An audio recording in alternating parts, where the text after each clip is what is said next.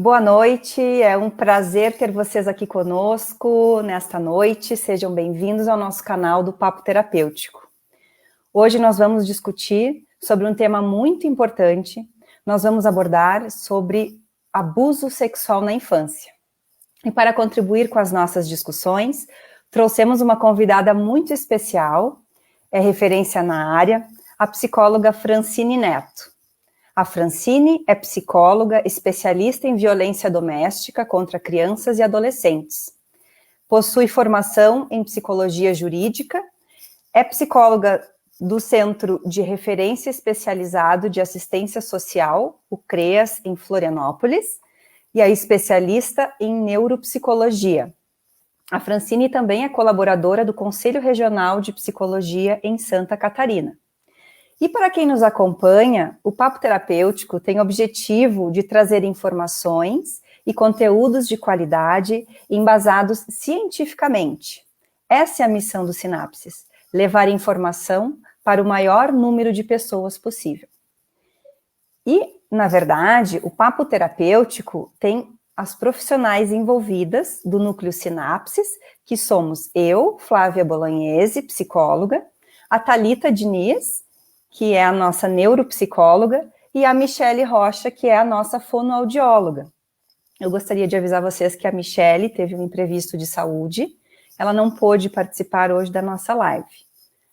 Enfim, o nosso encontro de hoje vai ter duração de 1 hora, e ao longo do nosso bate-papo, vocês fiquem bem à vontade para mandar perguntas através aqui dos nossos comentários no Facebook.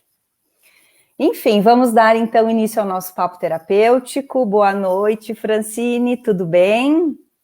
Boa noite, Flávia, boa noite, Thalita. É um prazer estar aqui com vocês, agradeço o convite, fiquei muito contente. Vou deixar aqui um abraço especial para a Michele, que infelizmente não pode estar participando com a gente, mas a gente vai tentar fazer o melhor possível e estamos à disposição. É isso aí. Ai, que bom. Bem-vinda, Fran, bem-vinda. Fran, nós abrimos ontem no nosso Instagram do Sinapses uma caixinha de perguntas. E aí nós tivemos várias perguntas, né, que foram bem importantes sobre esse tema. E eu acho que a gente poderia iniciar, né, essa nossa conversa, esse nosso bate-papo com a primeira pergunta, e aí a gente já vai respondendo, né? A primeira pergunta era a seguinte: que comportamentos são considerados abusos? E aí eu queria complementar, né, Fran, o que é um abuso? Eu acho que isso tem que ficar muito claro para as pessoas, assim, né? Até onde é o meu limite e o que eu posso considerar um abuso? Certo. O que é um abuso? Né? O abuso faz parte de tudo aquilo que a outra pessoa não deseja ou não tem condições de entender como é uma questão relacionada à sexualidade, né? Então, por isso, em relação à criança e adolescente, isso é muito mais perigoso e precisa cautela, né? Então, tudo que envolve sexualidade com criança e adolescente, a gente tem que ter bastante cuidado. Tu pode repetir para mim, Thalita, a pergunta da caixinha? A pergunta da caixinha é que comportamentos são considerados abusivos? Certo. Alguns comportamentos são sutis e outros comportamentos são mais explícitos, né? Existem comportamentos explícitos, que são formas de abuso, como pedir para uma criança assistir um filme de conteúdo pornográfico, como pedir para ela passar a mão em órgãos, né, sexuais da pessoa. E existem comportamentos que são menos explícitos, que são aqueles mais sutis, como, por exemplo, pedir para sentar no colo, passar a mão dizendo que é uma massagem, que é um carinho, né? Um beijinho em alguma parte do corpo com a intenção sexualizada para o adulto, mas a criança não sabe, não percebe isso e ela não tem como perceber ou saber disso. Enfim, existem muitos sinais que são claros, mas tantos outros que não são, né? A gente até tem um livro, se não me engano, que fala o toque amigo, a diferença. Ontem eu até fiz uma chamadinha assim, né? Na diferença entre o toque amigo e o toque abusivo. E isso é muito importante a gente estar sempre colocando para as nossas crianças, até de forma lúdica, e esse livro traz bem isso, para começar a perceber essas diferenciações, assim, que são muito sutis, mas que vão fazer toda a diferença no repertório que vai adiante, né? No que continua ou não. Quando a criança tem bastante informações e ela consegue se dar conta, com o auxílio de um adulto, de um toque que é abusivo e de um toque que, ok, é um toque amigo, é um carinho, é um respeito, é um aconchego, né? Então, essas coisas são bem importantes. Sabe, Fran, tem um livro que eu utilizo que até foi uma indicação sua, né? Numa das nossas trocas de experiências, que é o livro do Pipo e da Fifi, né? Eu adoro, eu acho fantástico, e aí fica a indicação para quem está em casa também, um livro que tem acesso no site deles, da Pipo e a Fifi, você pode baixar, tem várias brincadeiras, e o que eu mais gosto desse livro é justamente que ele coloca o toque do sim e o toque do não, né? Que aí até ele utiliza, né? O toque do sim é dar a mão para atravessar a rua, dançar, dar um abraço, e aí especifica muito para a criança, não somente numa linguagem acessível, mas também de uma forma, e através de figuras, né? O que é o toque do não, o que eu não posso fazer. Eu acho que isso é bem interessante também. Então, eu acho que recursos como esse, e aí aproveitando já esse gancho do Pipo e da Fifi, eu queria que tu falasse um pouquinho sobre o processo de educação sexual, assim, qual que é o impacto desse processo para essa prevenção desse abuso também? Tem também só para complementar mais uma sugestão de livro, tem também o Não Me Toca, Seu Boboca, que também é bem interessante, que é falando justamente isso, assim, de forma lúdica, com figuras, com uma história que é muito comum nas famílias, e é contando isso, né, para a criança aprender a diferenciar o toque do sim e o toque do não. Né, e aprender a falar, além de diferenciar, falar, saber dar o pause, né? E aí entra essa questão do não me toca, seu boboca, né? Pode repetir, Thali, por favor? Queria que tu colocasse sobre a importância da educação sexual, assim, qual é o impacto que tu, trabalhando nessa área, vê, né? Quando tu recebe os teus pacientes, ou clinicamente, ou enfim, no CAPS, ou no processo de avaliação, assim, né? Qual é a diferença que tu percebe dos pacientes que têm uma educação sexual e qual é a tua opinião sobre essa educação sexual? Acho que isso é bem importante. Sim. É um tema bem polêmico, né? O termo educação sexual, eu acho que trouxe uma polêmica que talvez, se a gente falar um pouco de segurança íntima das crianças, talvez a gente consiga pensar de uma forma um pouco diferente, né? A educação sexual, ela abrange tanto a questão da segurança íntima, quanto a questão da criança ir entendendo que a sexualidade faz parte da vida do ser humano. Né? Mas para pais que têm mais dificuldade em abordar esse tema e que precisam de um suporte maior, né? Então eu indico que de início se fale da segurança íntima.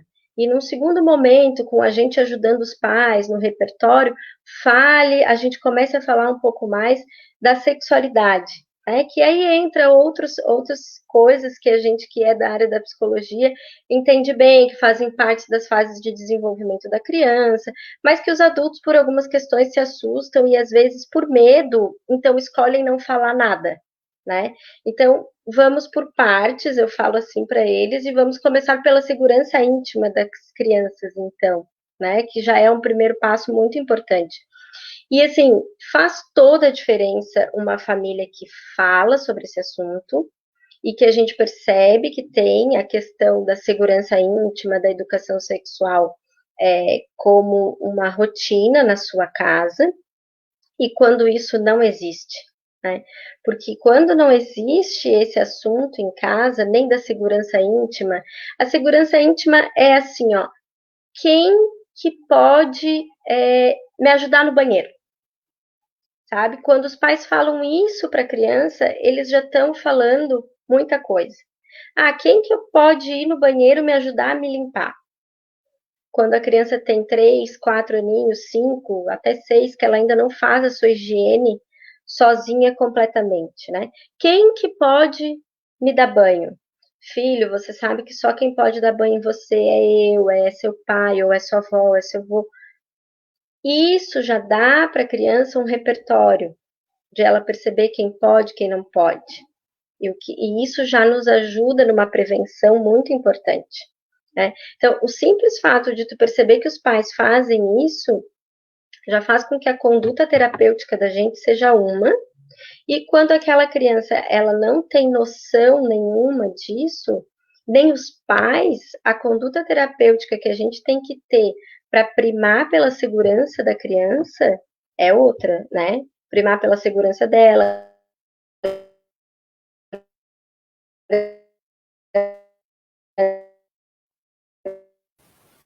Acho que falhou um pouquinho a internet da Fran. Vamos aguardar. Tecnologias, né? Acontece, né, Thalita? Sim, realmente. Vou aguardar um pouquinho. Então...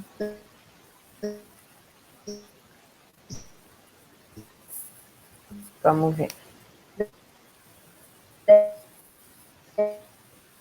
Tá.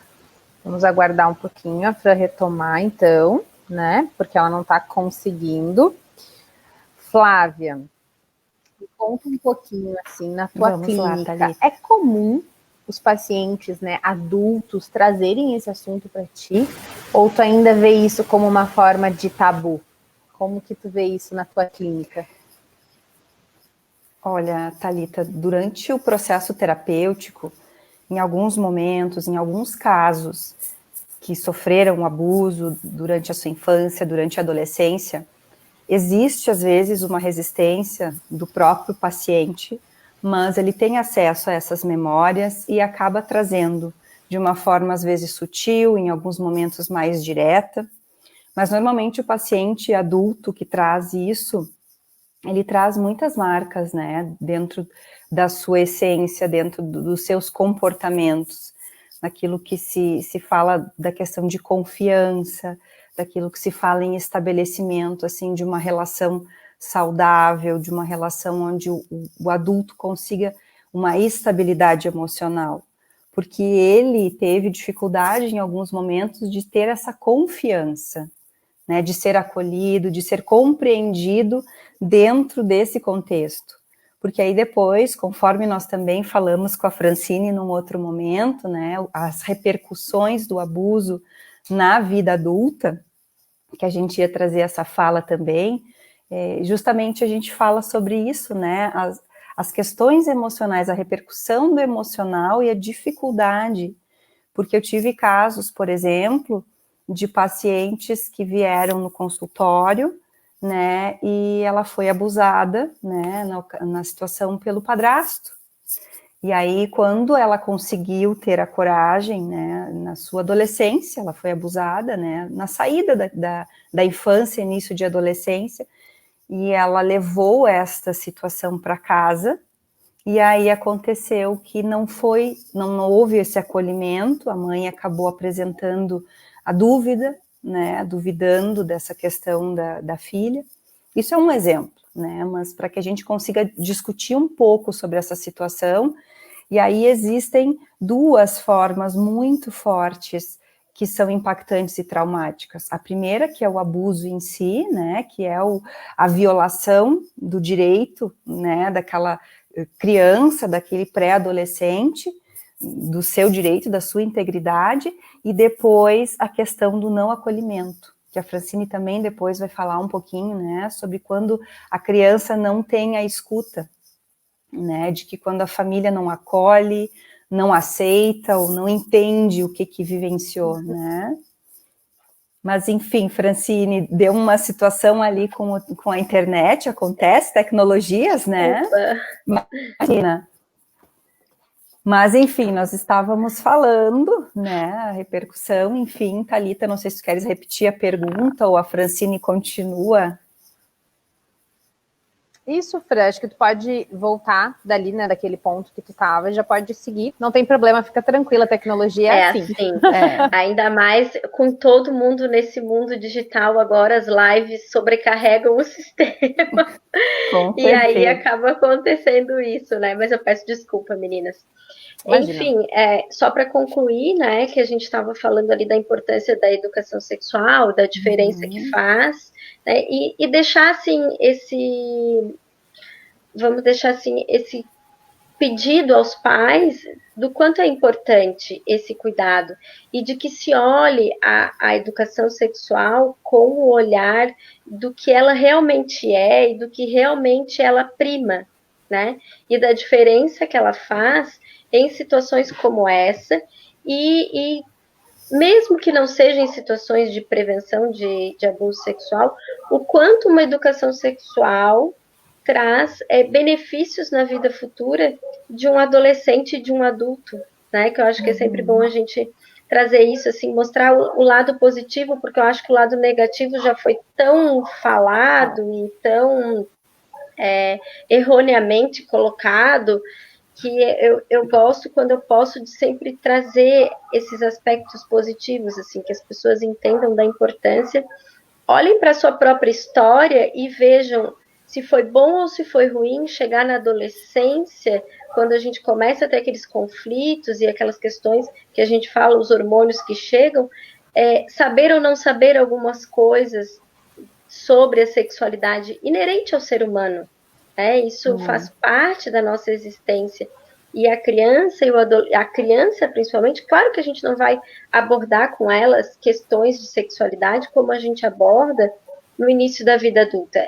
É outra situação. Mas que se saiba que isso existe e que os pais permitam esse assunto no sentido de proteger os seus filhos e de dar um bom alicerce para a vida adulta. Importantíssimo. Eu acho que até para complementar a tua fala, Francine, eu sempre costumo dizer, e achei muito legal essa comparação que tu colocou assim, olha para a sua vida, né? Eu sou mãe, então assim, eu passei, antes de ser psicóloga, né, eu fui professora, mas eu não tive educação sexual em casa. Então quando a minha filha chegou com esses questionamentos, foi um pânico, né? E na época eu lembro que eu procurei uma psicóloga, porque eu não tinha a menor ideia do que falar para elas. E eu falei, meu Deus, como fazer isso sem hipersexualizar? Porque eu acho que esse é o medo dos pais, né? Exato. De falar sobre uma educação sexual sem hipersexualizar meu filho. E foi tão importante, porque a psicóloga na época conseguiu me dar todo um suporte, assim como os livros que a gente deu agora a dica aqui. Quem chegou agora, dá uma olhadinha no vídeo anterior que a gente falou sobre várias dicas de livros. Então, assim, sobre os livros, né? Sobre métodos de como falar. E foi super natural, e foi ótimo, e foi libertador para mim, como mãe, foi maravilhoso. Então, o que eu coloco para vocês, assim, vocês não precisam fazer isso sozinhos. Vocês podem procurar a ajuda de um profissional que auxilie vocês nesse momento, se vocês acharem que vocês não estão prontos, né? Exatamente. É isso mesmo. Só isso já é abrir uma janela muito importante. Muito mesmo. Faz toda a diferença, gente.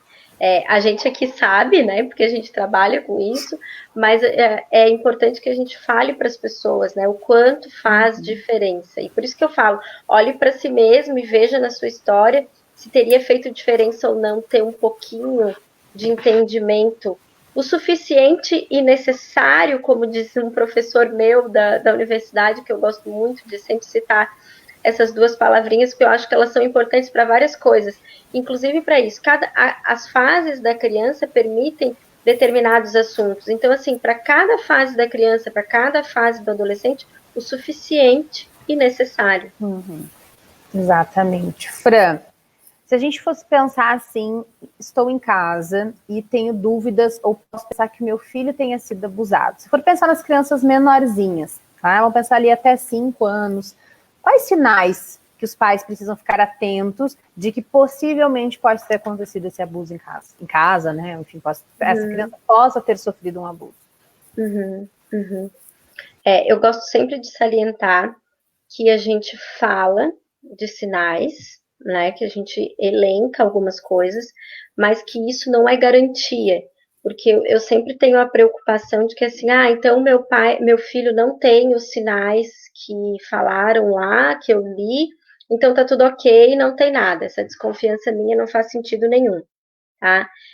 Não existe uma receita de bolo, como a gente ouve em vários momentos, não existe uma receita de bolo. Então, assim, embora existam sinais mais evidentes, outros nem tanto, mas eu gosto sempre de deixar isso bem frisado, tá? Não é porque não tem sinal que não possa estar acontecendo alguma coisa. Se há uma desconfiança por alguma razão, tu desconfia, mas a criança não expressa.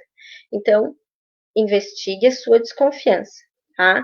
Mas a criança pode apresentar sinais como, assim, eu gosto de sempre falar para ficarem atentos. Por exemplo, a criança não quer mais ir em determinado lugar, não quer mais ficar perto daquela pessoa, chora muito quando o pai e a mãe saem de casa, ou quando vai chegar alguém em casa, né? Expressa com algum medo que antes não tinha, um terror noturno, às vezes, uma dificuldade para dormir, pesadelos. Às vezes a criança expressa por desenhos, algum desenho que aparentemente fica sem sentido, né? São coisas assim, pensando nas crianças menores, que são essas que são as mais difíceis da gente identificar e as mais vulneráveis também, né? Porque com elas começa de forma mais sutil, normalmente, mas como elas são pequenas, aquilo se reverbera por mais tempo também, pela própria dificuldade delas de entender o que está acontecendo e mais ainda de expressar o que está acontecendo. Então, às vezes, o pai e a mãe não entendem por que aquela criança não quer ficar naquela casa, porque aquela criança não quer mais visitar aquele tio, por exemplo, chora quando vai na casa dele, ou chora quando enxerga ele, né? Claro que a gente não pode colocar pânico nos pais e cuidadores, do tipo, ai, meu Deus, tá chorando porque viu fulano, será que aconteceu alguma coisa? E já não, tem um contexto, né? Não é só isso, existe um contexto. Além daquele choro, além da recusa, o que mais que ela começou a manifestar? Tem criança que manifesta enurese, né? Que é o xixi na cama. Eu ia falar assim, existem algumas regressões de comportamento que podem acontecer, né? Isso, regressões de comportamento, exatamente. A enurese, a encoprese, que é também a dificuldade do controle do esfíncter, né? Do cocô, vamos falar a linguagem bem simples, bem acessível. E outras coisas também que se observa. Tem crianças que desenvolvem até a fono, a Michelle ia poder nos falar mais sobre isso. Tem crianças que desenvolvem a gagueira, né? Tem crianças que desenvolvem o mutismo seletivo, às vezes. Então, existem sinais, sim. Eles podem ser abertos, como é que eu vou dizer, mais declarados, e existem sinais mais sutis, que a gente precisa ficar atento, tá? Fran, nós temos uma pergunta que é assim: quando uma criança foi abusada e não lembra do que aconteceu, e fala na pessoa e gosta da pessoa que abusou, o que fazer? Certo. Difícil isso, né? Bem difícil. É bem difícil. Provavelmente seja uma situação que, de alguma forma, se ela não lembra do que aconteceu, de alguma forma os adultos confirmaram isso e têm certeza do que aconteceu. Então, tudo ao seu tempo, dentro da perspectiva do suficiente e necessário, e primando pela proteção dessa criança, tem que se ficar atento. Se é uma pessoa da família, se é alguém próximo, que não se afastaram, mantém contato, e essa criança gosta da pessoa e não lembra, sempre sob supervisão, sempre atenta ao que está acontecendo, nunca deixar aquela criança ali naquele ambiente sozinha com aquela pessoa.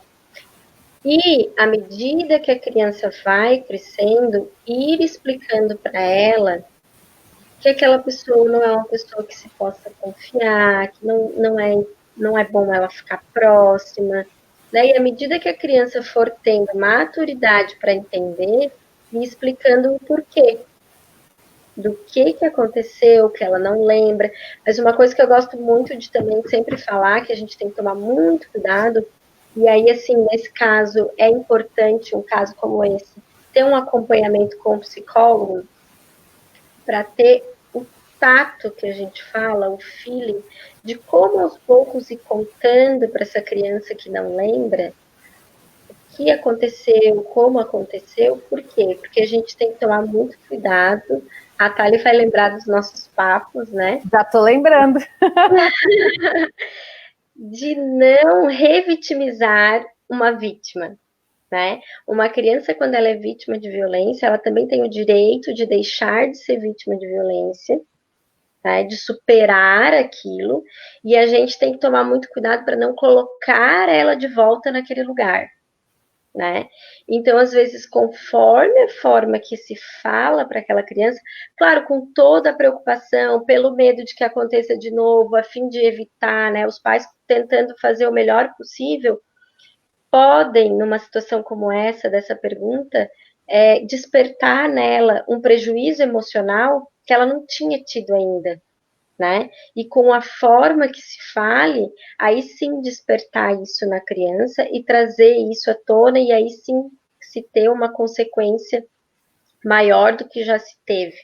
Então, o suporte psicológico nesse tipo de situação é muito importante para avaliar a forma de falar, verificar se a criança já tem maturidade para essa conversa, se ela já dá conta, né?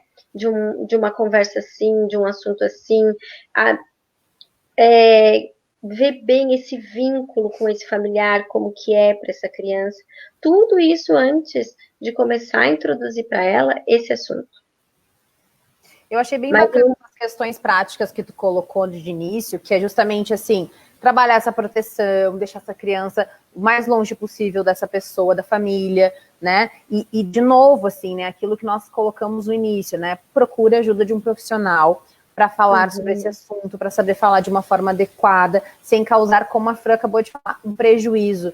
Porque nós vamos lembrar que, assim, o fato dela não lembrar pode ser protetivo para o organismo dela naquele momento. Exatamente. Né? E aí, então, assim, fazê-la lembrar de uma forma forçada pode causar um prejuízo significativo, inclusive desencadear transtornos psiquiátricos, né, nessa criança, nessa adolescente. Então, eu entendo, eu imagino, né, que essa família deve estar muito angustiada com tudo isso. A gente já lidou com crianças, né, que foram vítimas de abuso, a gente sabe que isso é muito difícil, mas é importante estar sempre bem orientado. Por isso a gente trouxe a Fran hoje aqui, porque ela é, né, a autoridade neste assunto.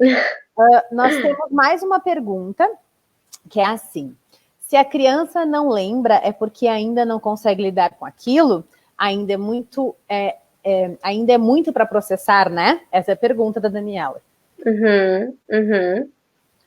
Pode ser uma possibilidade que ela não lembre, como a Thalita acabou de falar, como a gente tem os mecanismos de defesa, que a gente sempre fala e explica, é uma estratégia de proteção do organismo, né, do cérebro mesmo, enquanto funcionalidade, proteger, porque não vai dar conta. Então, isso é uma estratégia mesmo. Por outro lado, também tem a ver com a idade que a criança está, né? A gente sabe que, por isso a gente tem muito a ver com a fase de desenvolvimento da criança.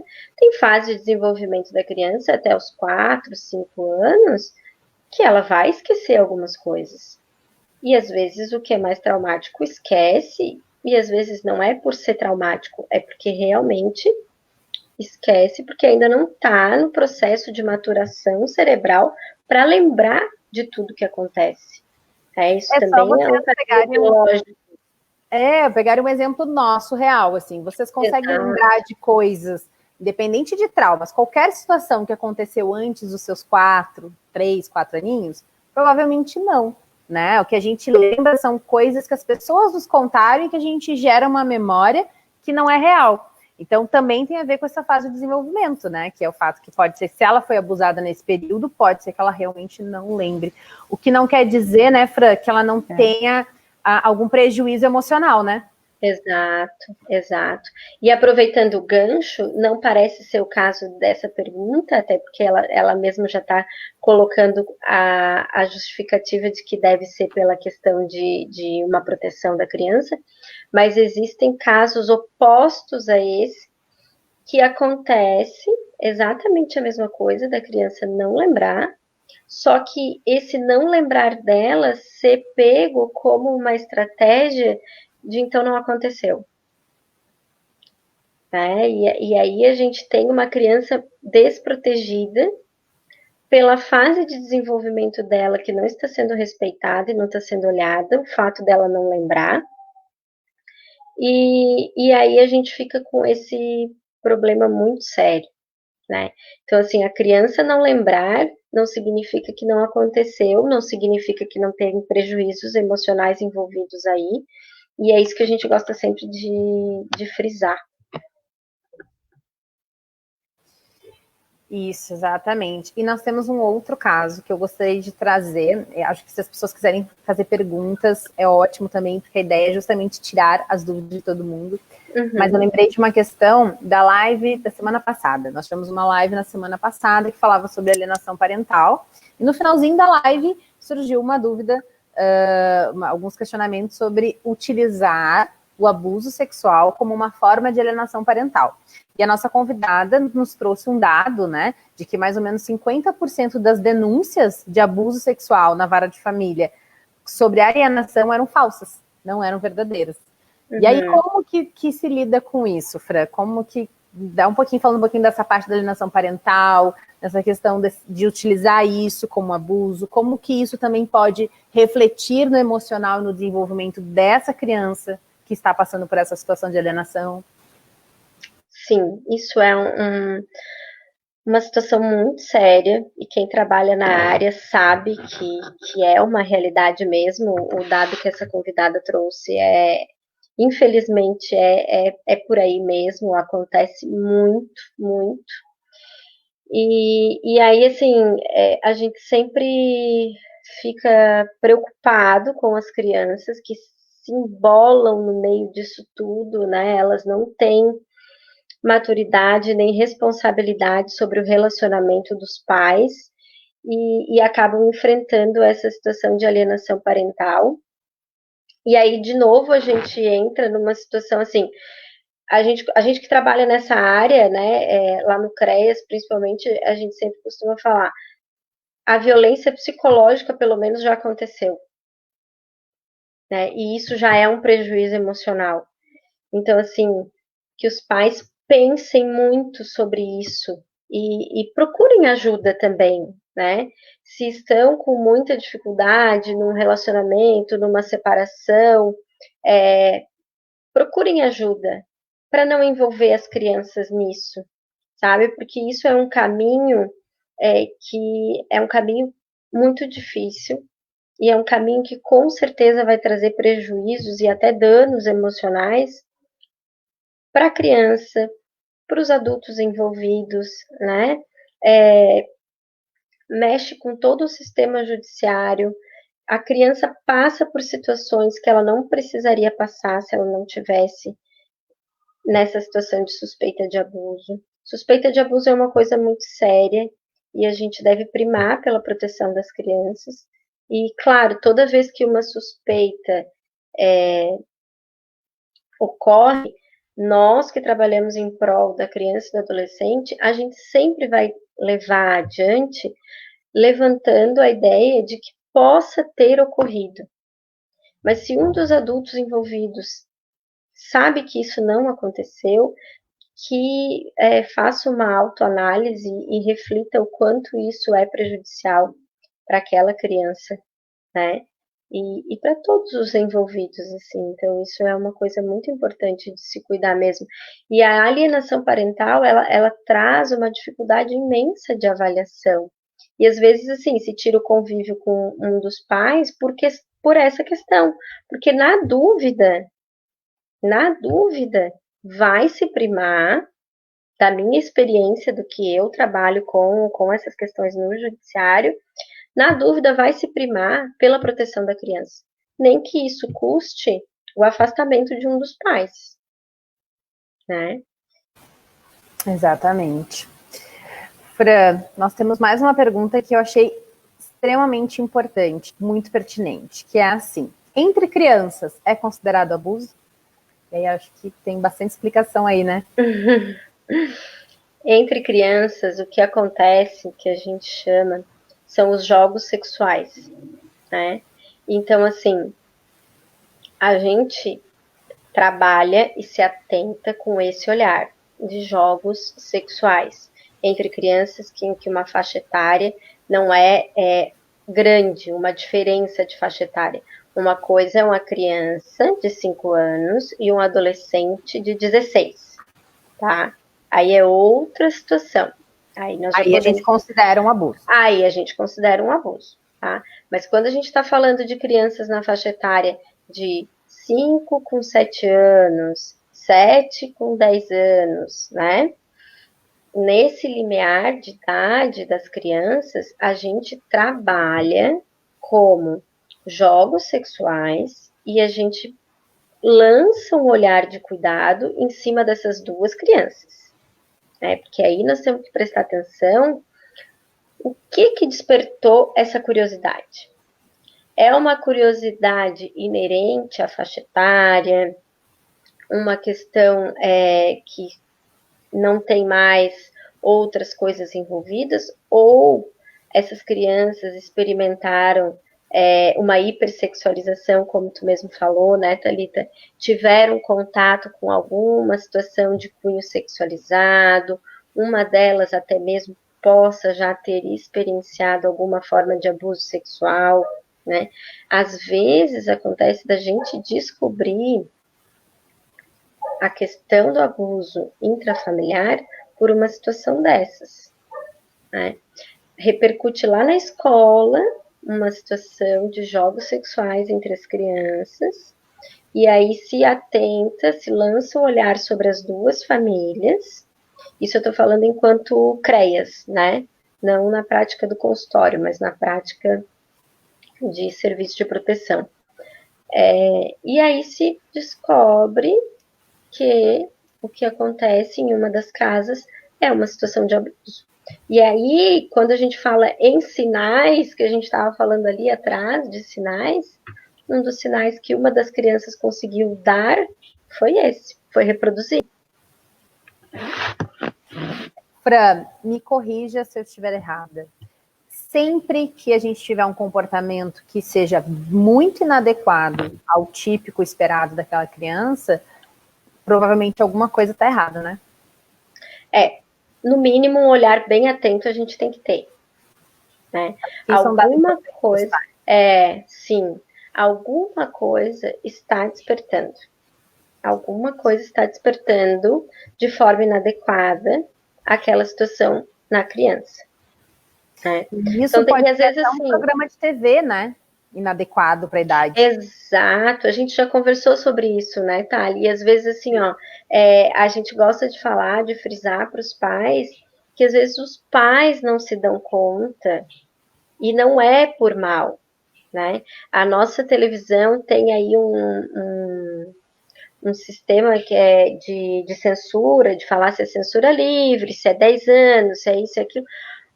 Mas, às vezes, a censura até é livre, mas não é bem assim. Às vezes a censura é 10 anos, mas aquela criança de 5 anos está ali, porque ela faz parte da família, a novela está passando, as cenas estão acontecendo, e a criança está ali brincando, distraída, carrinho, montando, Lego, qualquer coisa do tipo, e os pais acham que a criança não está ouvindo, que ela não está captando, mas ela está. Ela tá, e a curiosidade dela despertou, e ela vai lá ver com um amiguinho se ele sabe alguma coisa sobre aquilo, e assim as coisas começam, né? Então, é por isso, e isso já é educação sexual, né? Inclusive, tu colocar programas adequados para a idade da criança também faz parte da educação sexual. Sim. porque vale ressaltar que a criança, ela tem um processo de desenvolvimento cerebral, né? Então, assim, tem momentos e épocas que ela não tem maturidade para receber determinados conteúdos. Então, é fundamental que a gente tenha esse cuidado. E aí o que acontece é, muitas vezes, um comportamento inadequado, uma hipersexualização, e isso pode dar pano para manga, né? Importantíssimo. Eu até lembrei de um caso, vou até citar como exemplo, uma mãe da escola que meu filho também frequenta, ela estava contando que o marido dela estava assistindo um filme e a filha passou, a menina tem 5 anos, assim como o meu, a menina passou e era uma cena em que estava acontecendo uma coisa mais de cunho sexualizado mesmo, e quando o marido dela percebeu, ele já trocou de canal, e daí quando ele trocou de canal, a menina falou, mas eu quero ver o que ele vai fazer, por que ele pediu para ela abrir a perna? Eu quero entender. E aí eles ficaram numa super saia justa, né? Como diz ela, eu não sabia o que fazer, Fran, eu não sabia o que fazer, não sabia o que explicar para ela. Mas assim, eles ainda tiveram a atenção de trocar de canal. Eles se atentaram, mas às vezes na rotina da casa, tá um ali, o outro lá, né? A gente sabe, às vezes não é uma criança, é 2, é 3, e tu tá ali naquele teu momento de lazer, fazendo um ócio, como a gente diz, ou né, desopilando um pouco, e a criança tá ali, ela tá atenta, e é exatamente isso que tu falou, né, Thali? Ela não tem maturidade cerebral para aquilo ali, mas ela tem curiosidade. A curiosidade também é inerente do ser humano. Né? Então, ela não dá conta emocionalmente e nem na maturidade biológica, mas ela viu e ficou curiosa. Verdade. Nós temos uma colocação, a Daniela trouxe assim, assunto muito difícil esse, concordo contigo, Daniela. Pensando no exemplo que a Fran deu, provavelmente o adolescente também possa ter sido abusado? Geralmente a pessoa que abusa foi abusada na infância. É muito triste a realidade. E aí, Fran? Sim. Sim. A Daniela, né? Uhum. Sim, Daniela. Tem muito fundo de verdade nisso que tu está dizendo, porque é isso mesmo sendo um adolescente, provavelmente ele vivenciou, teve alguma experiência assim, e está reproduzindo. Isso tem muita relação com isso, e a gente precisa estar muito atento mesmo. Vivenciou um relacionamento, vivenciou um abuso, vivenciou um relacionamento abusivo dos pais, né? Que às vezes não é diretamente consigo, mas é indiretamente. E aí entende que pode reproduzir, que é assim, quando o adolescente ele fica mais, se sente mais forte, então ele também reproduz o que ele vivencia em casa, que tem um que é forte, manda e todo mundo tem que fazer, e o outro que é mais fraco, que daí é a criança, né? Então, sempre tem que se atentar ao olhar, porque muito provavelmente por trás dessa fumacinha tem um fogo. Tem. É sempre importante quando a gente tem uma desconfiança, né, principalmente quando a gente fala em adolescente, né, um adolescente abusando uma criança, é sempre importante não só a gente procurar ajuda para o nosso filho, mas fazer uma denúncia referente àquela pessoa, para que essa criança, esse adolescente possa ter acesso também a um tratamento e uma investigação, né? Exatamente. A gente sempre fala sobre isso, né, Thali? O quanto é importante, assim, a gente fazer o nosso trabalho enquanto psicólogo, mas esclarecer para os pais da importância de se acionar o sistema de garantia de direitos, né? Porque essas crianças precisam ter um suporte, tanto a que está sendo vítima ou que foi vítima, como a família do agressor, porque naquela família do agressor pode existir outras vítimas, né? Então a gente tem que estar atento e até atento ao próprio, até disponibilizar para o próprio agressor uma forma de acompanhamento, de tratamento, né, de possibilidade de avaliação disso, e lembrando que quando entra no sistema de garantia de direitos, também precisa avaliar a questão de ser um crime. Então, essa pessoa também precisa ser responsabilizada pelo que ela fez. Independente de explicações emocionais, explicações de histórico familiar, é um crime. E isso precisa ser informado à justiça para que possa acontecer a responsabilização. Fran, de uma forma prática, o que eu, como pai, devo fazer se eu desconfiar que o meu filho foi abusado? Tem que procurar ajuda profissional, né? Que é isso que a gente está falando aqui. Procurar um psicólogo que possa auxiliar, porque a gente também se frisa bastante, existem profissionais que trabalham com essa área, existem profissionais que não trabalham com essa área.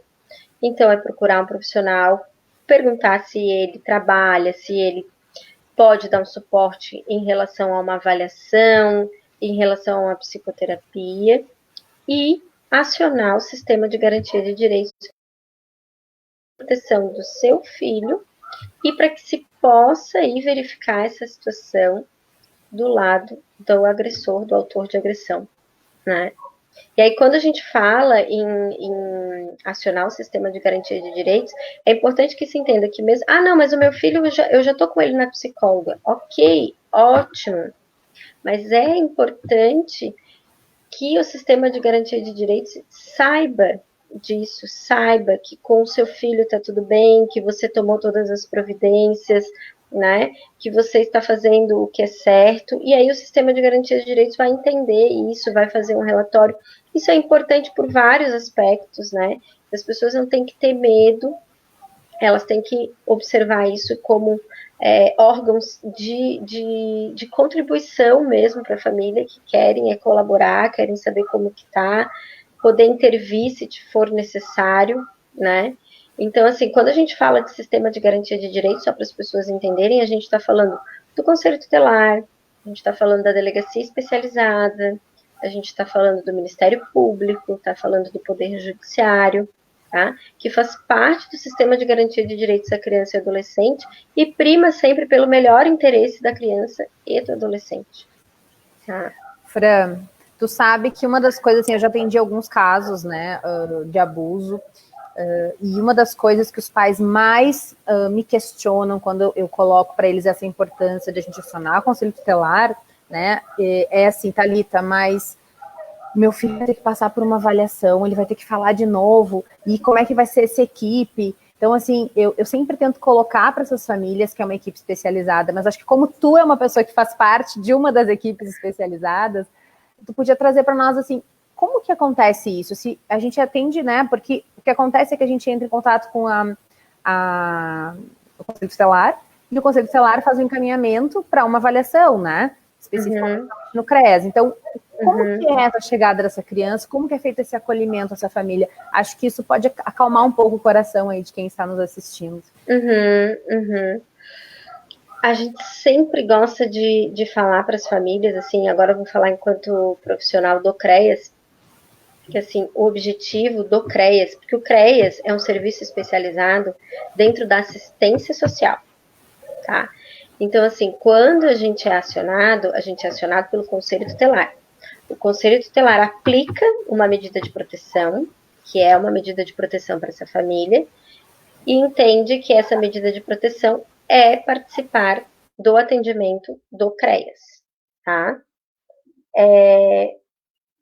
E aí a gente explica para a família o seguinte: nós não somos a justiça, nós não somos o juiz, nem a polícia, nada disso. O nosso propósito é dar uma contribuição com a família no aspecto psicossocial, que a gente fala.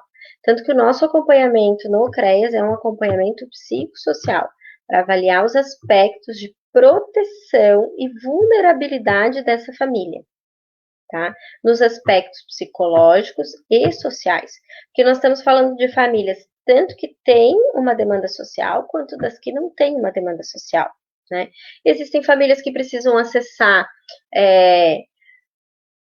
o BPC, que é o benefício de prestação continuada, existem famílias que precisam acessar o Bolsa Família, existem famílias que, por exemplo, essa pessoa que foi autor de agressão é o provedor da casa, e aí existe a preocupação de como vai ficar. Então, a assistência social se encarrega dessa parte, tá?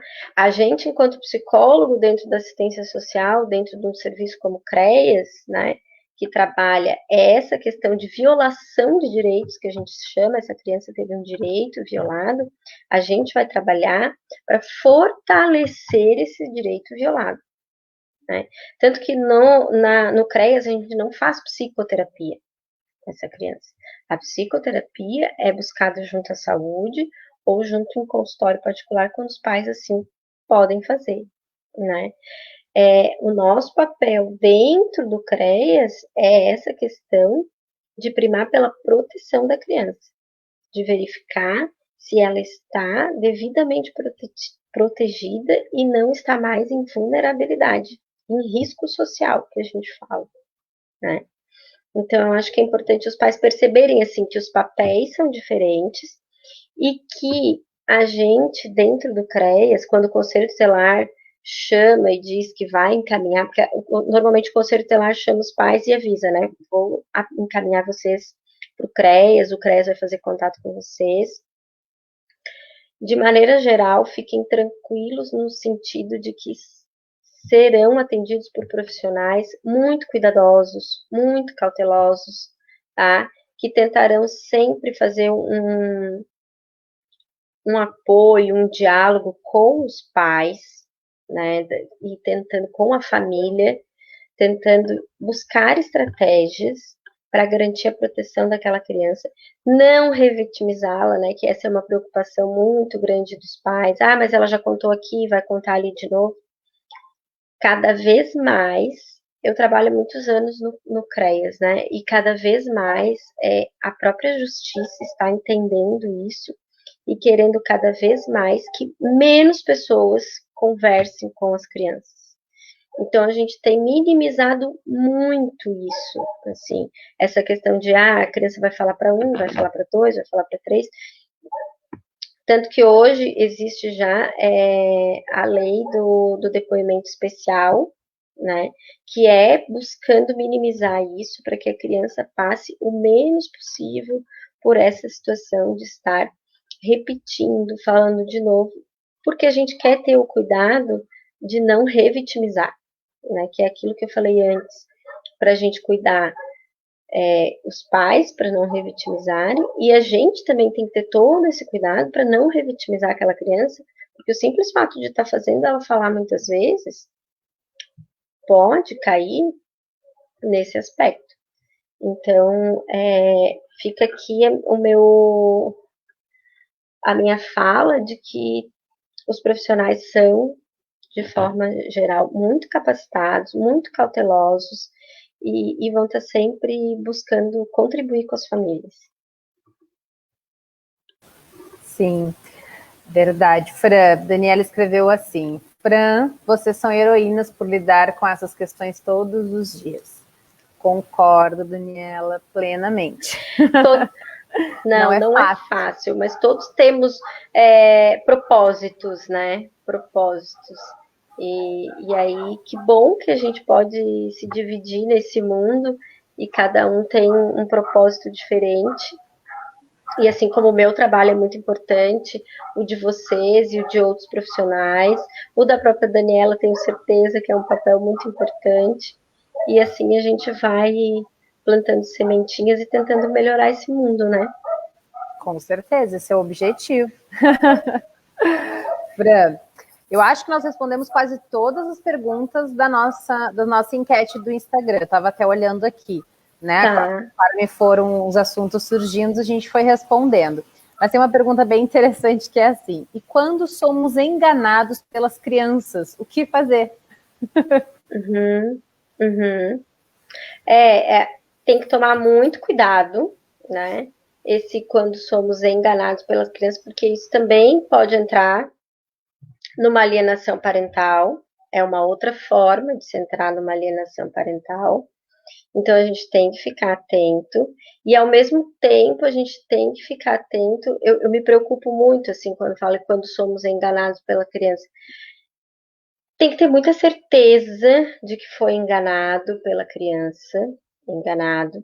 Tem que entender o porquê da criança fazer isso, do porquê da criança falar uma coisa que não aconteceu, se não aconteceu.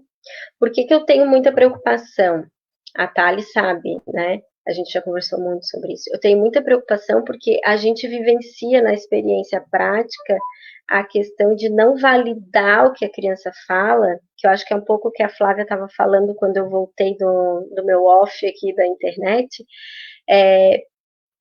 que quando a gente não valida o que a criança fala, e aí a gente diz que ela está enganando, não estou dizendo que é esse o caso, tá, da pergunta, eu estou só aproveitando para já falar. E aí a gente diz que ela está enganando, o adulto diz que ela está enganando, porque é mais simples resolver a situação assim, né, dá menos reverberações, menos complicações naquele momento. Você pode estar criando um problema muito maior do que a própria violência para aquela criança.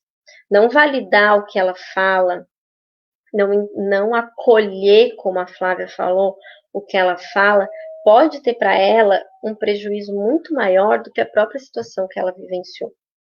Né? Porque alguém que ela confia, alguém que ela acreditou que poderia ajudar ela, fez o contrário.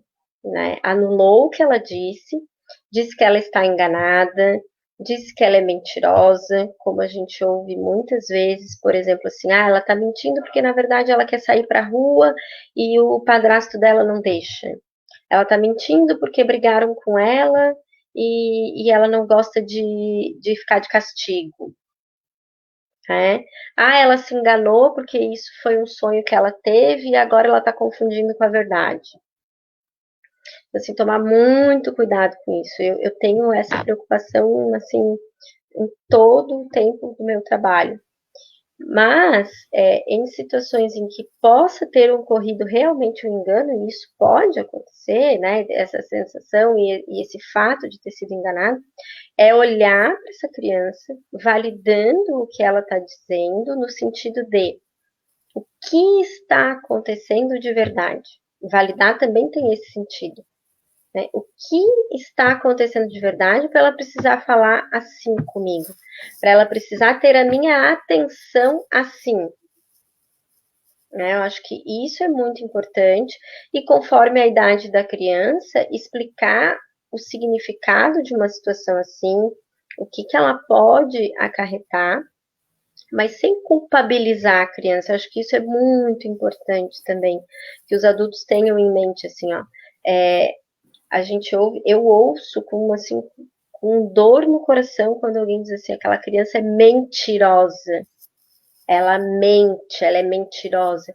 Tomar muito cuidado com isso, assim, ó. A criança, ela não é um adulto, ela não tem esse repertório nem essa maturidade para mentir como um adulto faz. Ela faz com outro propósito, de uma outra forma, muitas vezes misturando a fantasia, muitas vezes misturando um desejo que ela tenha de alguma situação que ela precisa resolver, e aí ela busca estratégias que, dentro da imaturidade dela, são mais simples, e é o que ela consegue dar conta, né? Então é muito importante ter esse cuidado, tá? Não sei se eu respondi de forma clara, ampla a pergunta, assim, mas a mensagem que fica é um engano. Presta atenção nela de toda forma, mesmo sendo um engano, acolhe ela, mesmo sendo um engano.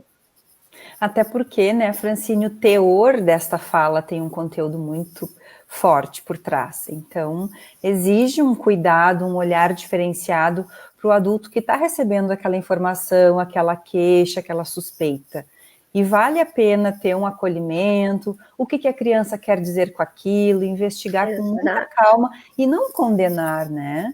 Para que existe muito aquela questão do sigilo, do cuidado com aquela família, para não ter aquela exposição, né, aquela fantasia de querer manter tudo muito subliminar quando acontece algumas coisas, não escancar. Flávia, eu ia falar sobre isso agora, assim. Qual é o preço do segredo? Eu sei que o nosso tempo está acabando, mas enfim, a gente vai ter que fazer uma outra live desse tema. Mas eu acho que é isso que a Flávia colocou, assim. Qual é o preço do segredo, né, Flavinha? Exatamente. Eu gosto muito de falar muito isso, assim, só para encerrar, então eu acho que isso é precioso mesmo, assim, ó. O segredo, gente, o segredo. Existia um slogan há muitos anos atrás, quando eu trabalhava como estagiária na prefeitura, que era: o segredo só não protege a vítima.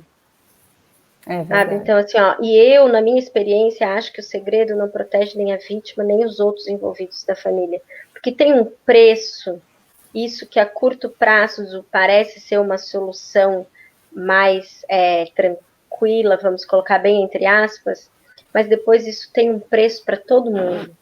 Sabe? Então, assim, ó, acho que a mensagem que fica é: não guarde esse segredo, busque ajuda, sendo para você, sendo para alguém da sua família, sendo uma criança, sendo a sua criança lá de trás e hoje você é um adulto, né? Acho que a gente fala para a criança de hoje, para os pais de hoje e para a criança de ontem também. Busque ajuda, tá? Busque uma ajuda profissional, porque isso vai fazer toda a diferença. Se não foi possível antes, ser possível agora vai fazer muita diferença para o adulto que a gente está vendo. E a ajuda profissional para a criança faz muita diferença no adulto dele do futuro. Eu acho que essa é a mensagem. Até, né, Francine, para que ele tenha condições na vida adulta de ressignificar tudo isso que ele vivenciou. Exato. E com qualidade de vida, seguir a sua jornada, o seu caminho, né? Claro que sempre vai ter essa situação, enfim, né, esse trauma, mas de alguma forma poder trabalhar com ele, minimizar os efeitos e que ele fique atento a tudo isso, né? Ressignificar, eu acho que é a palavra excelente, Flávia, e eu acho que se sentir acolhido. Acho que isso também faz toda a diferença. É verdade. Mas, pessoal, o nosso tempo já passou, infelizmente. Foi maravilhosa. Francine, muito obrigada pelos teus esclarecimentos, pelas questões pertinentes que tu trouxeste para acrescentar, para abrilhantar esse momento. Eu acho que realmente vale a pena essa reflexão, vale a pena as pessoas assistirem e acompanharem esse conteúdo, porque esclarece muito e faz com que as pessoas tenham um norte. Né? Tem essa dúvida, buscar todos esses esclarecimentos para que se resolva de uma forma muito mais positiva, né? Muito mais verdadeira. Francine, muito obrigada pela tua participação. Foi um prazer estar aqui. Eu que agradeço, meninas. Fico à disposição. A Thalita e a Flávia têm o meu contato. Se porventura alguém quiser conversar de forma mais individualizada, eu fico à disposição também. Tá bom, meninas? Foi um prazer. Obrigada. Obrigada por dar espaço para um assunto tão importante. Muito obrigada. Nós que agradecemos. E lembrando que na próxima semana as discussões do nosso Papo Terapêutico serão sobre gagueira e terá como convidada a doutora Nádia Azevedo. Não esqueçam, é na próxima quarta-feira, às 19h30. Nós agradecemos a todos pela atenção. Uma boa noite. Um beijo. Boa noite, pessoal. Boa noite. Tchau, tchau. Tchau, tchau.